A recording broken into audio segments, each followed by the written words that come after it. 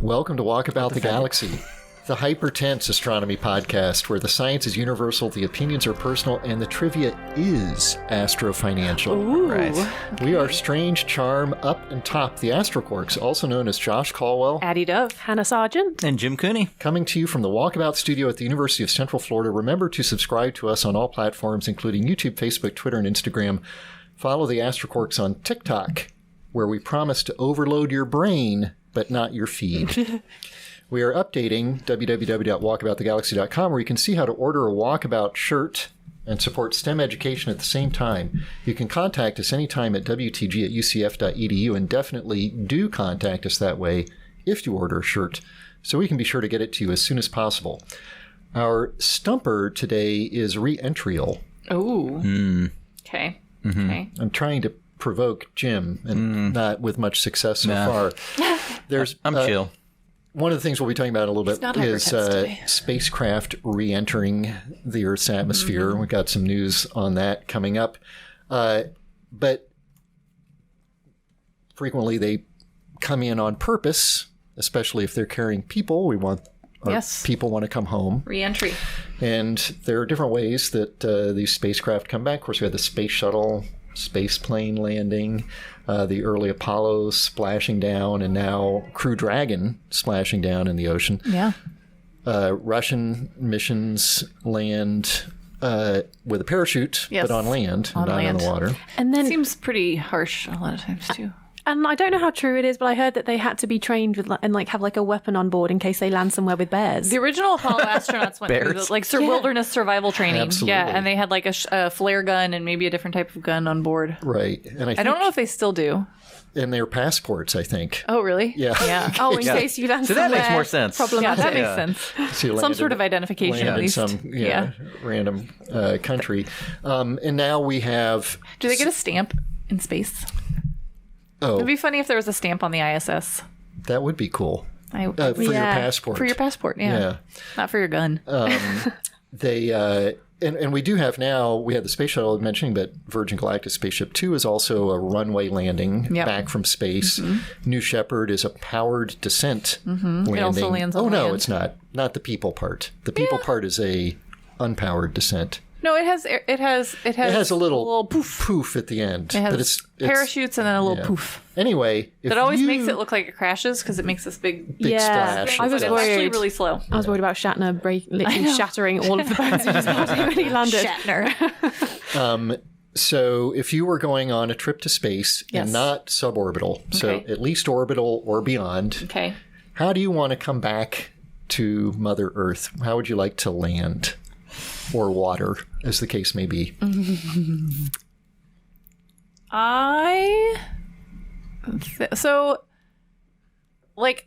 Aerodynamically, I think I would want to come in a capsule because it's just safer. If you're re-entering from places, it's just safer. Like winged vehicles, there's just more chances for failure. So I think I would like a capsule, and I think I would like a water landing. Splashdown. Yeah. Okay.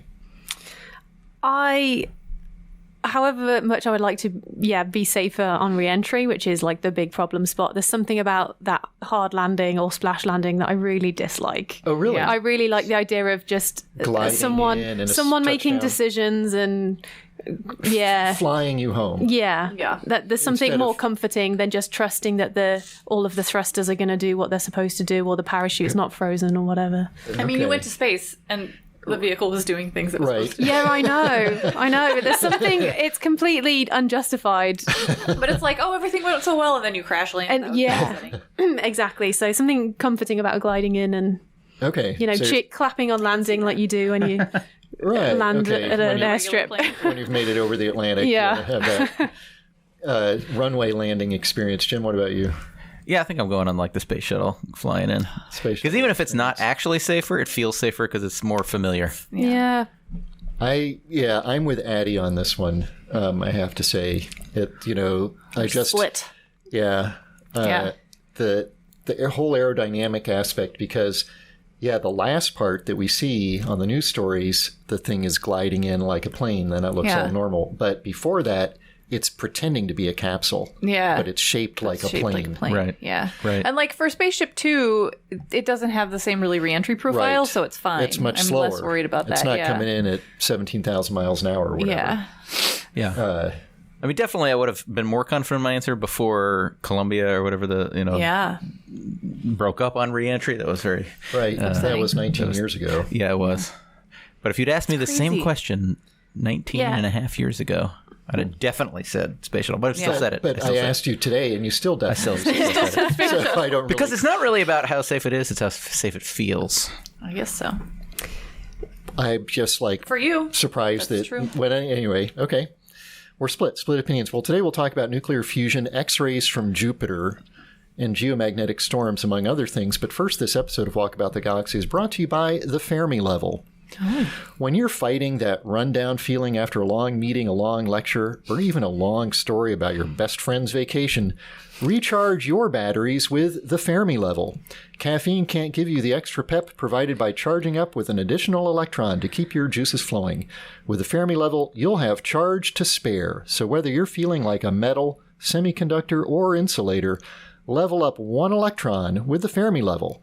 The Fermi level. We bring good things to life. GE. You're right. General Electric. General Electric. I like it. Okay. Which is a good relation for Fermi. Right.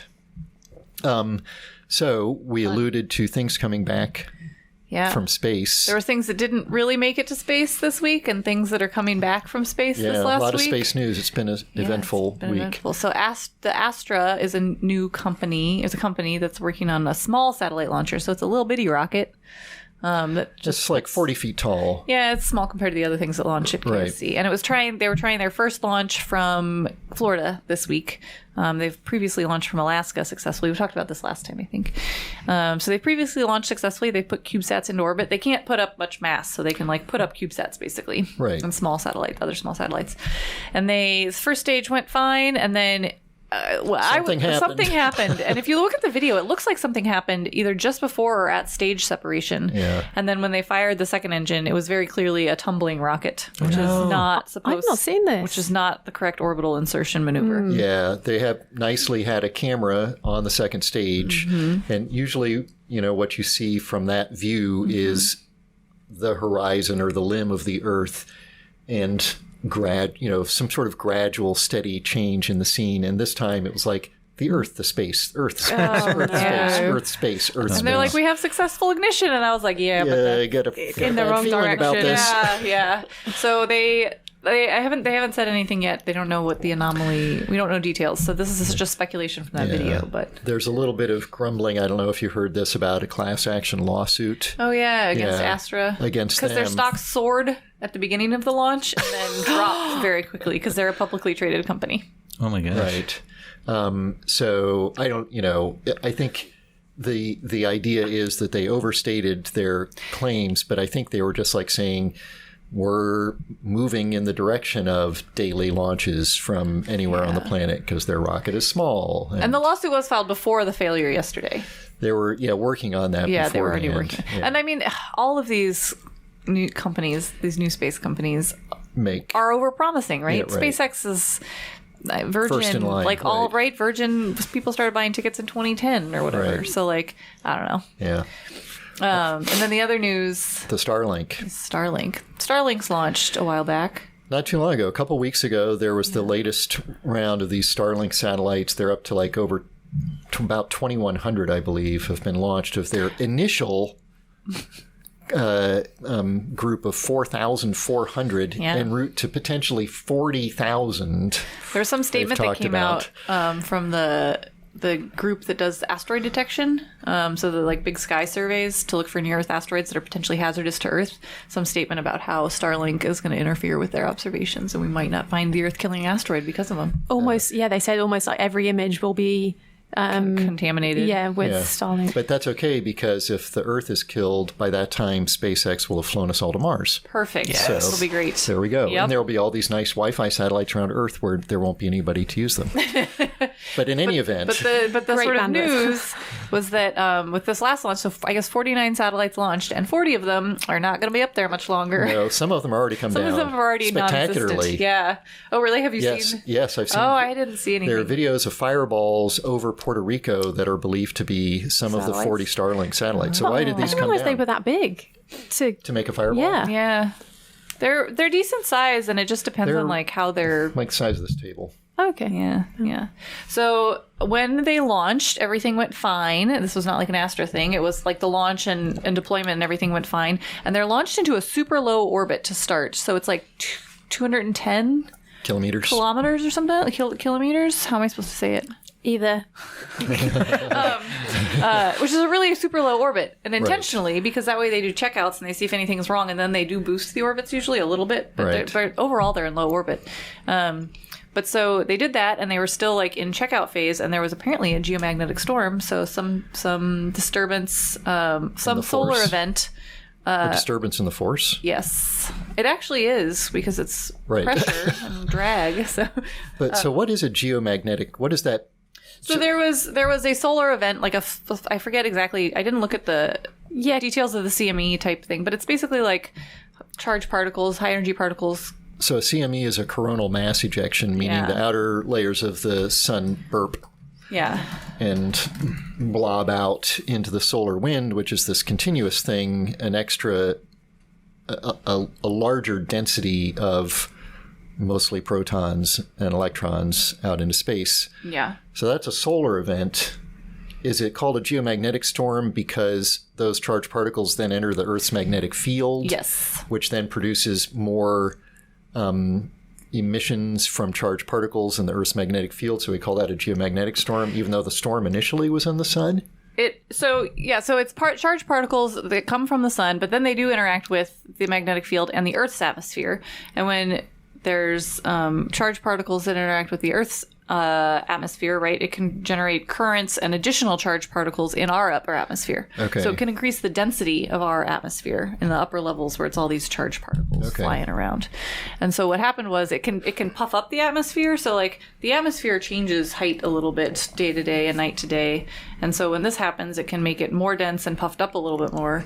And so it was more dense higher up. At the altitude that these things were orbiting, the density increased. And higher energy, And Yeah. I imagine. Yeah. and then So it that caused increased the drag. increased drag and like something. So I guess they have GPS sensors on board all of these. And so it says something like that the drag was something like 50% higher. So that's a huge amount. That is huge. Because they were planning to like shift the orientation of these To fly them, Yeah. to try and- minimize their sort of... be a bit more aerodynamic Right. in this Yeah. new atmosphere they're facing. Yeah, because I think they can make it basically if they're edge on, it's pretty flat, I guess. Yeah. Probably like whichever the solar panels show. Right, Like, right. But that hasn't really but it didn't worked. help. It was too much. It didn't help. So And they're 40 losing of 40 them- out of the 49 from Yeah, this the new particular ones. batch. It's crazy. But that's got to be fascinating data. Like Well, that's Oh, experience interesting. that level of friction in space. yeah, like they Right. have all that data to see how much drag there was on the satellites, and like that's super interesting. I hope they share that data with like atmospheric scientists. I Yeah. don't think they will, but Yeah, that's interesting. Yeah, It's funny to me that they call that whole realm of science space weather. yeah, Right. Yep. Why is that funny to I you? don't know. Just as it's weather. it's confusing to a lot of There's people. no weather too. in but space. there's winds, right? Because we call it the solar wind. Yeah, so I yeah. think that's part of the reason. Yeah. Oh. I mean, weather is speed. this What is weather? changing phenomena about your environment, Yeah, right? yeah. So, I mean, it's okay. yeah, okay. okay. I don't have a problem with it. It's just funny. All right. The first photo from JWST has been released by NASA. Yeah, with what? 18 little dots that are all the same star. Oh, is that right? Yeah. Is this part of calibration? So each, Yeah. it's an image from each primary mirror. So they're figuring out where each mirror is pointing, and then they'll figure out where they got to make them point. Yeah, So it's They just like released it, like, a spider's couple eyes. hours ago. Yeah. yeah. think So somebody it's said, like, working. a That's fly. good news. And the other space news I'm super excited about is we got our first ever picture of Venus. In the visible. Invisible light. Right.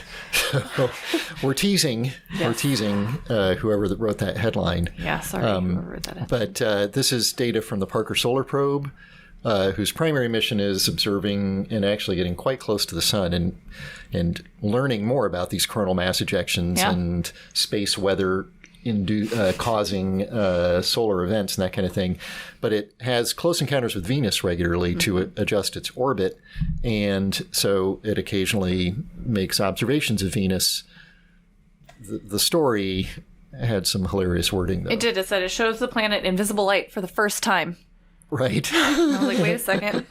So do they mean the surface, or do they mean the... So they do, actually. And it's very narrowly visible light.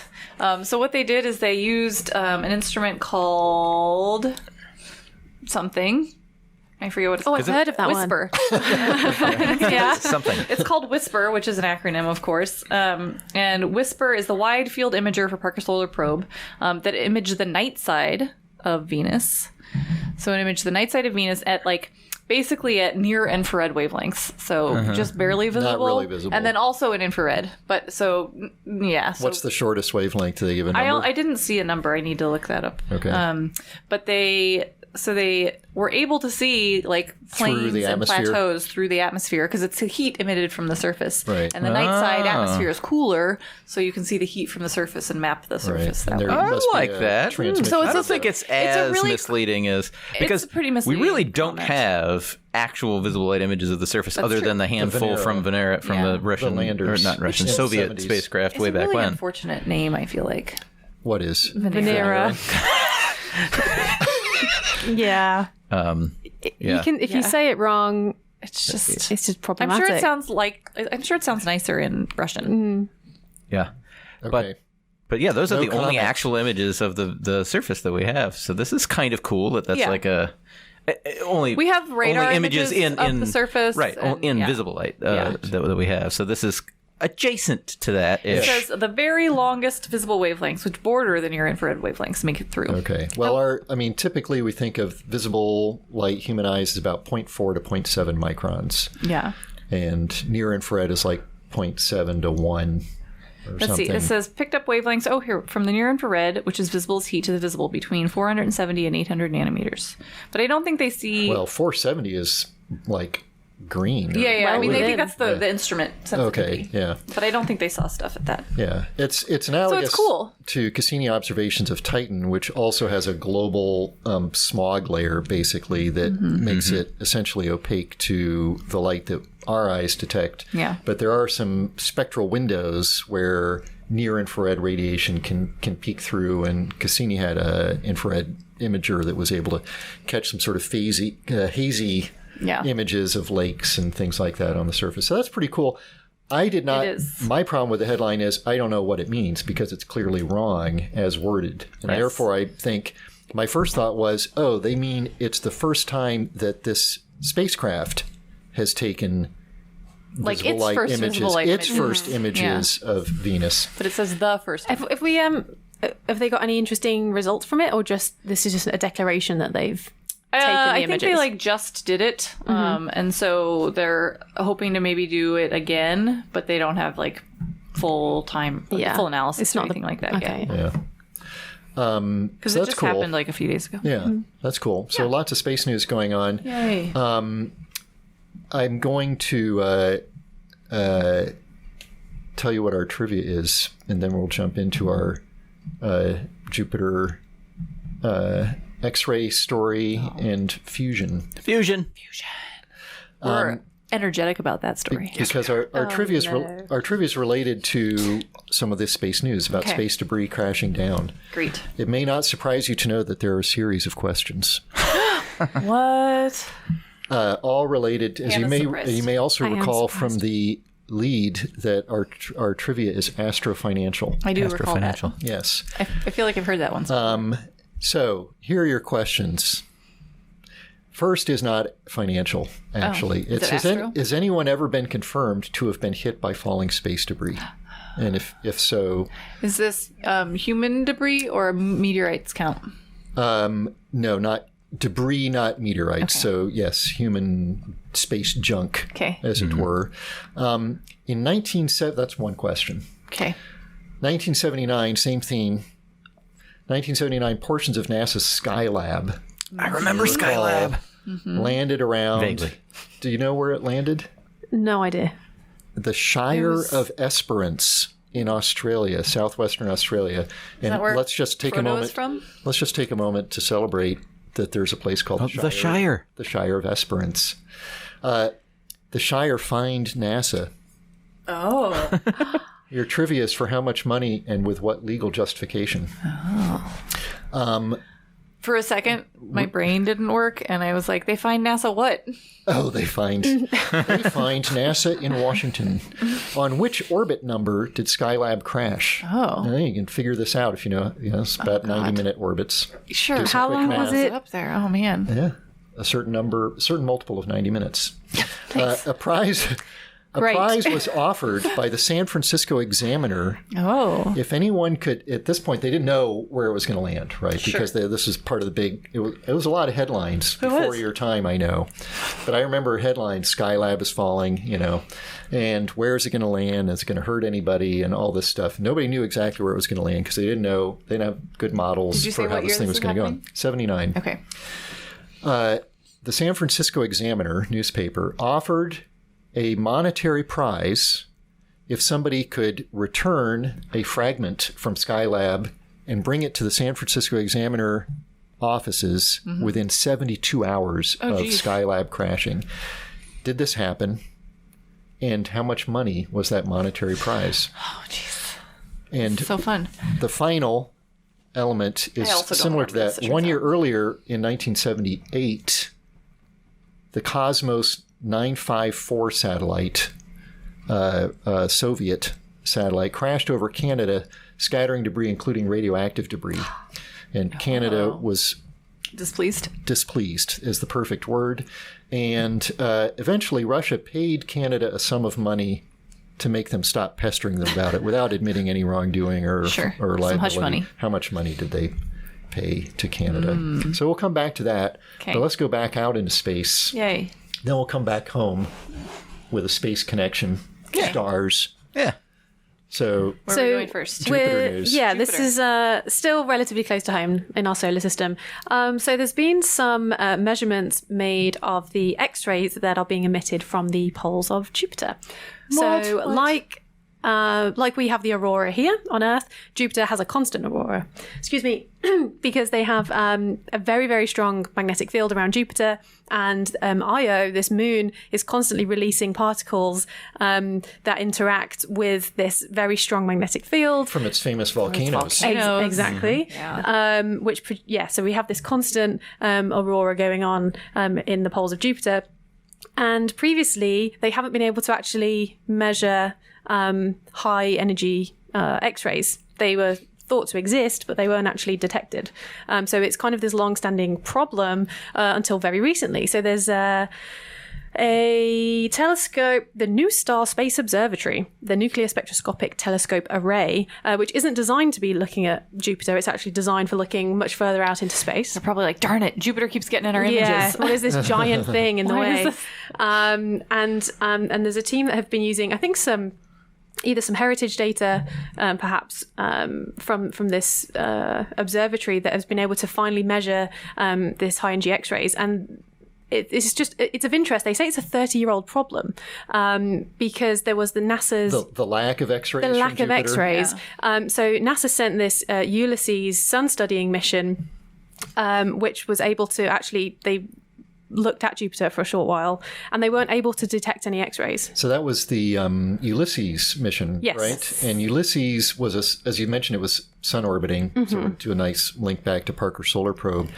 And Ulysses, one of its main goals was to look at the poles of the sun, tying back to the poles of Jupiter. Yeah. And in order to do that, everything in the solar system is in this sort of plane we call the ecliptic plane. So when our rockets launch, they're in, and they go out in interplanetary space, they're still in that plane. So to get something to fly over the pole of the sun, you basically have to rotate that whole orbit by 90 degrees on its side. Yeah. And that's not something that's easy to do with rockets. Yeah. So they flew Ulysses all the way out to Jupiter to get some so energy. it could fly underneath Jupiter's south pole and change the orbit using Jupiter's gravity to make it a big... Astrodynamics is actually really cool. Yeah, into a big, basically, solar system polar orbiting orbit that then came zooming back in over the sun's poles. Yeah. And that allowed these analyses of Jupiter's X-rays, or attempted analysis of these X-rays. Because as a solar studying mission, it was equipped to measure where we definitely know there's oodles of X-rays coming. Yeah, so it was designed to look at the range of about 27 to 48 kiloelectron volts. So if you remember that, so keep that range in mind, 27 to 48. 27 to 48 keV. keV. And then, so no X-rays were detected, but the European Space Agency's XMM Newton telescope did detect some X-rays in the lower level at around 7 keV. Okay. Chandra did too. Yeah. And it's again on this like lower kind of scale, but we were expecting these much higher energy X-rays until finally they have been detected. And it's because this NuSTAR observatory can detect between 3 and 79. So it fills in this gap between Ulysses at the high range. It spans that. It spans range, that mid right. gap, and that's where they've finally been able to detect it. So they found Jupiter produces X-rays as high as 20 keV. So it was just under the limit that Ulysses could detect. So they do exist, and all of the predictions are kind of now backed up and with So we're experimental happy again data about that. For our audience, it's probably worth mentioning that part of the reason this has lasted so long is it's hard to detect X-rays because you need a space telescope for this. Yeah. They don't come through Earth's atmosphere very well. Thank you, Right. That's great, but a pain for astronomy because Dennis would be so happy. Which is a beef I always have about Superman. Right. X-ray vision on Earth. It's like useless. Where's the X-ray source? It's like X-ray vision. So it must mean metaphorical, but what is he actually? Yeah. What's the source of light? It doesn't allow you to see we know that through lead walls. blocks it, so you can narrow it down. So I had to. I'm a wavelength guy. Okay. And so I had to go back. So 12 EV is 100 nanometers. What about KeV? Well, yeah, we So were 12,000 EV is 1,000 times the energy is 1,000 times smaller. That's 1 angstrom. So 12 keV would be a 1 angstrom wavelength photon, 10 to the minus 10 meters. That's pretty small. Okay. Which is very small. And so 25 would be Even half an smaller. angstrom. Yeah. Yikes. Those are hard X-rays. But yes. As we say in the biz. Not those soft X-rays. Yeah. And it's cool too because Juno... Almost gamma rays. Oh. Where does the gamma ray I don't know. cutoff begin? But it's almost a fuzzy line. Yeah. Soft X-rays, hard X-rays, then gamma rays. Yeah, and they can combine this NuSTAR data, which NuSTAR is an Earth orbiting satellite, I think. True? I actually have it up here. I feel like it is. But they can combine, while you look that up, they can combine that with Juno data. So we know like what's going on in other wavelengths at Jupiter right now. And It'd be cool if that had an X-ray observatory thing on it, because that is in a polar orbit around Jupiter, yeah? it is. Juno? Juno is, yes. Yes. But it Earth it does not have, when you make a space mission, you have to pick and choose what instruments you're going to throw on that thing. Yeah, and they almost didn't even put a freaking camera. Yeah, they're definitely didn't put an X-ray. Some gamma rays actually overlap with the X-ray spectrum, just checking on that. So some radioactive decay processes produce photons, which we call gamma rays, which are only in the a few keV range. So in this, shorter energies are in this hard X-ray range. Yeah. So the mystery of Jupiter is solved. Yeah, Jupiter is solved. We've done that now. We can move on. Jupiter. Yeah. All right. But I just love how we can get really fun data from instruments and missions that just aren't designed to do that. That's kind of one of my favorite things about space is when you get serendipitous discoveries. these extra bonus little studies that come out of it. Right. Yeah. Like we launched these communication satellites, but they spiraled into the Earth because of a geomagnetic storm. So now we know how the upper atmosphere responds to solar flares or something like that. The sun said, no more Starlinks. Right. Yeah. That's cool. Yay. Science. Speaking of high energy, segue, Good segue. Nice. nuclear energy. Yeah. This is a physicsy thing, but is related to astronomy, of course, because all of our energy on Earth eventually comes back to energy from the sun. And the sun, of course, Not quite all. Not quite all. Some of it is gravitational potential from the formation from the of the solar original formation. system. Some of it's radioactive decay, radioactive elements, and some of it is tidal. Right. So there are some. All that adds up to less than 1%. Right. So most of it is coming from the sun, which is fusion. Picking some nits here. Yeah. Picking some nits. But yeah, fusion. I mean, today it's the dream. It is the dream. We get most of our energy on Earth, of course, we get from burning fossil fuels, which sucks because because we're throwing carbon up into the atmosphere and screwing everything up. Some fraction of it comes from nuclear energy, which is fission reactions, right? Breaking up uranium and things into smaller bits. That's better because it doesn't throw carbon up into the atmosphere, but it does leave behind a whole bunch of radioactive waste that you have to do something with. I mean, we don't. And it has the potential for disaster. Not in my backyard. Yeah. Depends on what your backyard is. That's the expression, right? Yeah. Yes. And so the dream has always been fusion, because fusion takes hydrogen, makes helium, and energy. And so the byproduct of the reaction is just helium, which is great. We need more of that anyway for balloons and zeppelins and so forth. And for parties, right? Yeah. So it doesn't leave funny voices. It doesn't leave radioactive waste. It doesn't throw carbon into the. So it'd be great if we could do what the sun is doing. The fuel is literally the most abundant thing in the universe. Right, yep. Hydrogen. At least in terms of normal matter. It sounds too good to be true. It does. Except it's not. Not anymore. It's going to happen. The trouble is to get it to work. Right, it's hydrogen fusion means take a couple of protons, smash them together, 4 of them, and smash them together, and you make a helium. Easy they peasy. Really don't want. But they hate each other. They hate each other so much, and so to do it, there's so many of them. Got they hate each to other so throw much. them together with crazy high velocities, and you got to pack them together in really high dense regions. So high densities and high pressures is what you need, and unfortunately. I mean, the sun, the metal of the sun does that great, but on Earth, it's really hard to create those conditions. Yeah. Right. We can do it in a bomb, right? It feels like we have hydrogen bombs that use this. And they liberate a large amount of energy. They liberate a huge amount of energy, but unfortunately, to get a hydrogen bomb to go off, you have to trigger it with a fission bomb. That's not the only bad thing about the hydrogen bomb going off either. That's just the hard part of getting that thing started. But we've been doing controlled fusion reactions on Earth for the last 50, 60, 70, 80 years, something like that.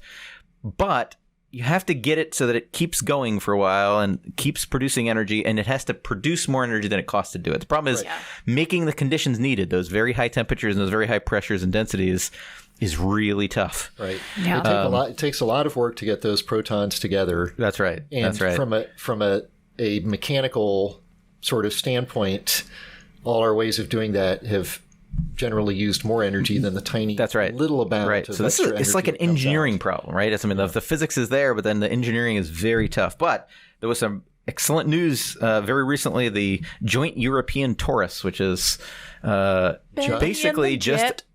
It's an awesome thing in Oxfordshire in the UK. In another shire. Is it pronounced Back in Oxfordshire? Oxfordshire? Yeah. Oxfordshire? Yeah. I'm going to call it Shire. Yeah. But she wrong. probably knows. Yeah, clearly I am. You probably want to go to Leicester Square, too, when you go to Leicester. London. I know. That's why I was making... But they're worse than the French. Dropping letters. Yeah. In any event, they have tell me more about fusion. They have this cool instrument there, that Joint European Torus, where they use very, very strong... Because you can't, put all these hydrogens into a box and then compress them using the box. Because the temperatures you need are 10 million Kelvin is the temperature in the middle of the sun where it does this. So that's going to melt everything no matter what your box is made of. So you need... magnetic fields box. Yeah, magnetic box. Unfortunately, to produce the kind of magnetic fields that you need takes a ludicrous amount of energy. That's one of the big things that's costing them so much energy to do this. But they've been getting better and better and better and closer to that break-even point where the amount of energy you get out is equal to the amount of energy you get in, and just the engineering's getting better, being able to do it, keep a fusion reaction sustained for longer and longer. Right. And so they just did... which is important. Jim's going to be so excited here when he tells you this. They did it for 5 seconds. 5 whole seconds. That's more than I've ever done. Sure. It's really a long time. No, that's a really long time. It is actually a long time. And really the limitation was the small nature of their thing. That is the limitation. This is going the wrong way. Yeah. That's frequently a limitation. the way they make the powerful magnetic fields is an electromagnet, right? So they run a lot of electricity through a coil. But of course, when you run electricity through a coil, that coil heats up, and then it's going to melt. Right. And so they were able to do it for 5 seconds, and that's as long as they could possibly do before that thing melted. But when you scale it up, you're able to use different kind of electromagnets that are super cooled and keep it going for longer. So basically, it was a proof of concept thing, and they're building a new, bigger, badder one called the ITER. ITER, which is what stands for the International Thermonuclear Experimental Reactor, which sounds awesome. I think there's going to be... There's war games. I was trying to make a war games reference. Yes, it sounds like war. Yeah. But this is in France, and there's partners all over, including the U.S. and whatever working on this thing. So but it's going to be a bigger version of this thing, and they really think that based on the success of this, that this ITER will be able to reach the break-even point, and we'll be able to produce it for not just 5 seconds, 5 minutes, 5 hours, 5 days. Do it continuously. But so we're nearing. We're nearing. And there were a couple of cool things that they changed to be able to do this test, right? So some of the walls of the chamber are different to be able to not interact with the things that are produced. So they're finding new metals that they have to make the walls out of, and so they can use all of this then to build ITER and make it better. But keeping on the financials theme, I've just looked up ITER, Yes. and it's going to be the most expensive science experiment of all time. Really? More expensive than the LHC? I mean, I would say probably each big project is the most expensive thing of all time. Yeah, so they had, I think the initial budget was close to 6 billion euros, but the total price of construction and everything is projected to be up to 22 billion, but other estimates put it up to as high as 65. So regular JWST. Right. 65. Yeah, I mean, that's expensive, but in the grand scheme of, if you look at the U.S. budget every year, it's way, right. I mean, and also, that 65 billion is spread out over years and years and years and years. Yeah. Right. Yeah. So again, for context, ISS was around, they say, 100 to 150 billion euro budget. So much more than this. Yeah. So right. Yeah.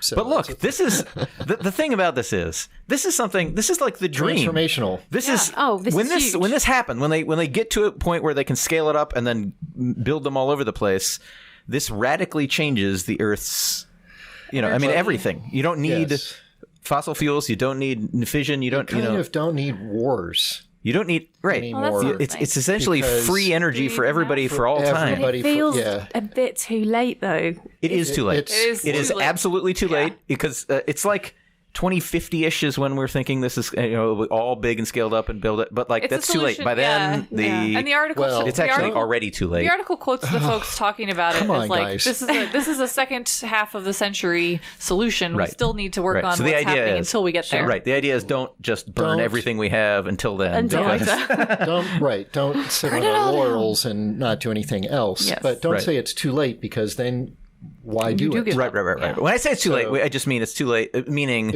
climate change is happening and it's something we have to worry about independently of this. We need intermediary solutions. Right. Absolutely. Yeah. Right. But it is going to be awesome. I mean, I'm super jacked about it. I can tell. I'm super jacked. It's awesome. Yeah. Muscles are bulging. I'm just forehead veins throbbing. Yeah. You'll have to watch the YouTube to see this. Yeah, but I have a question about the break-even. Okay. And just how close they are to that, because there's sort of a theoretical break-even and a practical break-even. So the theoretical break-even, or at least in my understanding, correct me if I'm wrong, you can measure very accurately, how much energy is spent running the machine that is producing these fusion reactions. Mm-hmm. And then you can calculate how much energy is produced in those fusion reactions, because you know the physics of how much energy is produced by each fusion reaction. You know how many are going on inside your machine. But for it to become a useful power generator, you have to pull that energy out. You have to have some additional parts of your machine in there that are typically what we do is we boil water. Yeah, you heat something up. Right. So you heat something up so that then it goes and turns a turbine, and you have a generator going. Yep. So that step could introduce inefficiencies in the system. It introduces additional complexities, and it also requires that the actual additional energy is not just 1.01, but significantally more than 1.01 times the energy going in. Right. So where are we on that whole break-even? Well, so it's far enough away that I'm not worried about that. So they're I think the best we've done so far is like 0.7 again. Well, no, I mean, just I'm saying, like that's they're. I think what they're talking. The best they've done so far at Jet there was something like 0.7. So that is they've gotten 70% of the energy they've. But they're not actually extracting. They're not extracting it necessarily yet. They're calculating the energy that it's producing. Right. So you would expect, based on what you just said, it's like you said, the ratio has got to be more than 1. Got to be more than 1.01. It's got to be, but they're talking about being able to do something like on the order of 10.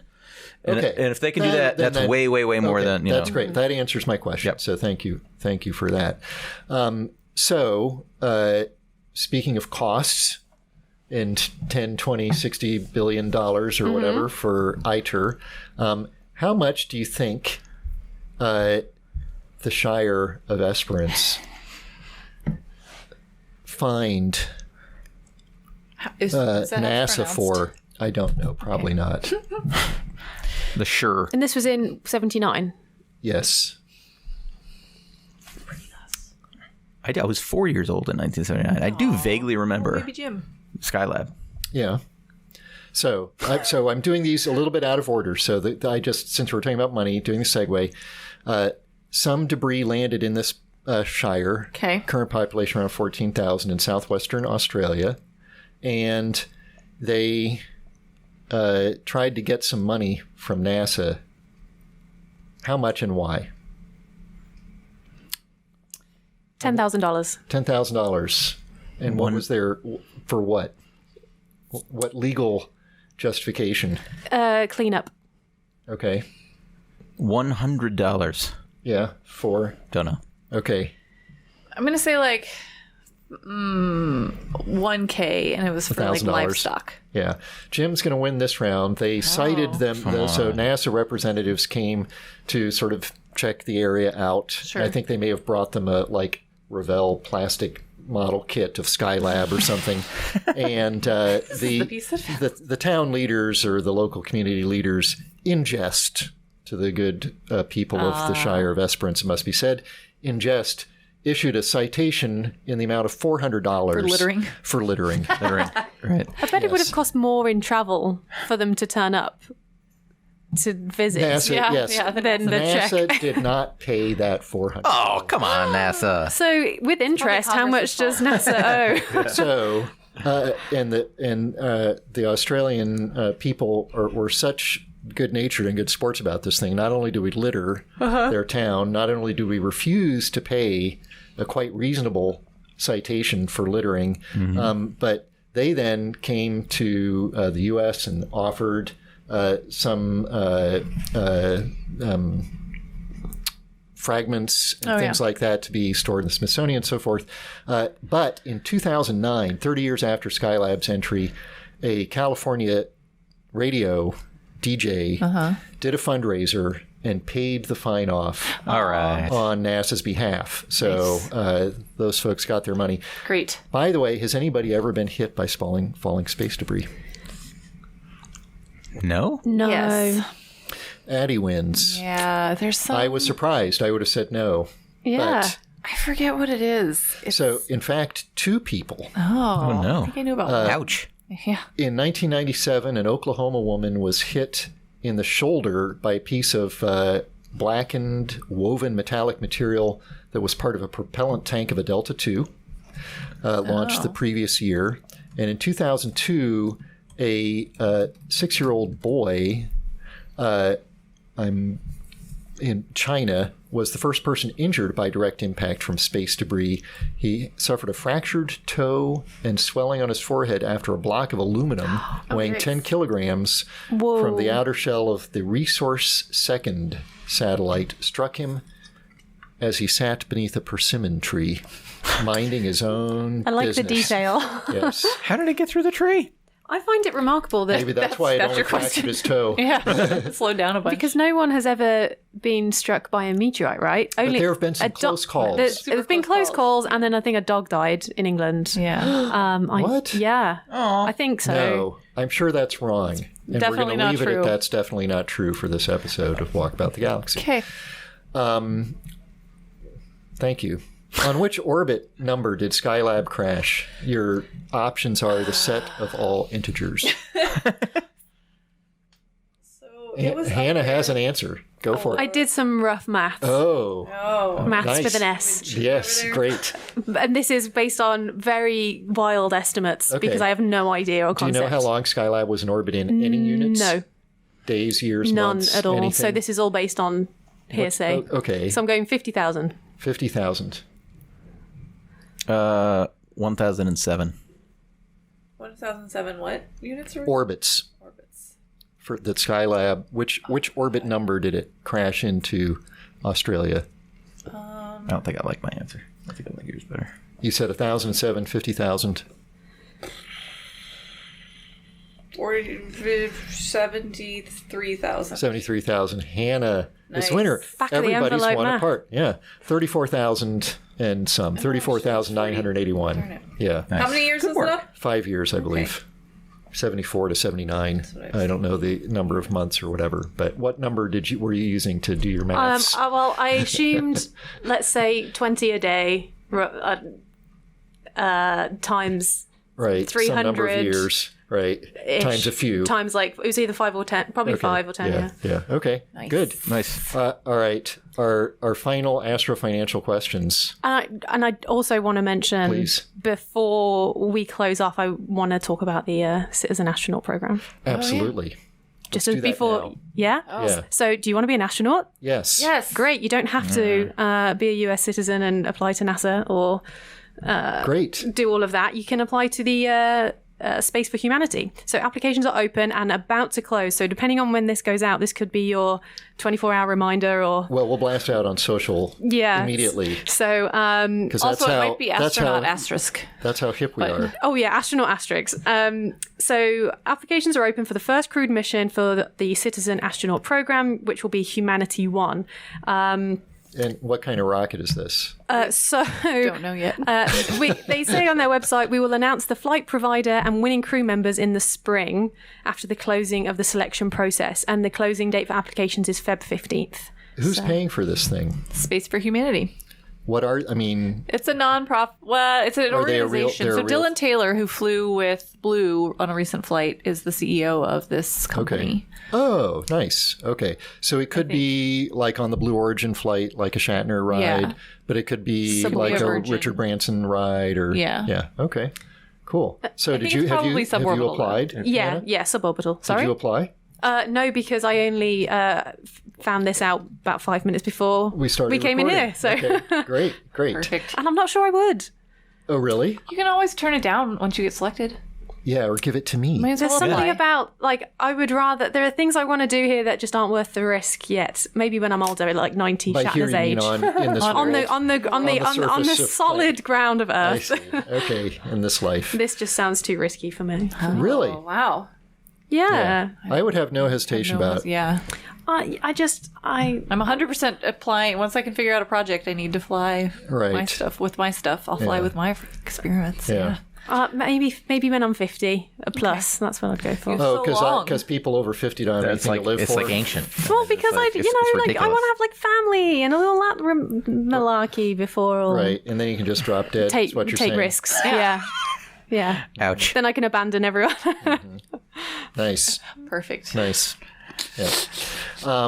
A prize was offered by the San Francisco Examiner if anybody yeah. could bring a fragment of Skylab to their offices did within it. 72 hours. Did somebody do it, and how much did they get? If so, what was the offering? I think somebody did it, and they got $400 and a McDonald's Happy Meal. I think nobody did it, and it was $1 million. Nice. You think a newspaper is willing to take a $1 million $1 risk? million. I don't think they did, and they were offering $5,000. Lifetime subscription to the newspaper. So it's a tie between Hannah and Addie because somebody did, Okay. but the amount was $10,000. Oh. The San Francisco Examiner, Stan Thornton, 17 years old at the time. 17. Yeah. And Enterprising young lad. in Esperance, Australia. Yeah. So gets the piece, finds out about this over. offer, hops on a plane Yeah. and flew to San Francisco with this bunch of thing. money. These days, it would cost you more than $10,000 to get there, like on that short notice from Australia. Well, in any event, Roughly. I don't know how much his ticket cost, but he did get there, and they did pay up. Nice. Similarly, we had, well, maybe not similar. This goes back to the $400 fine for yeah. NASA.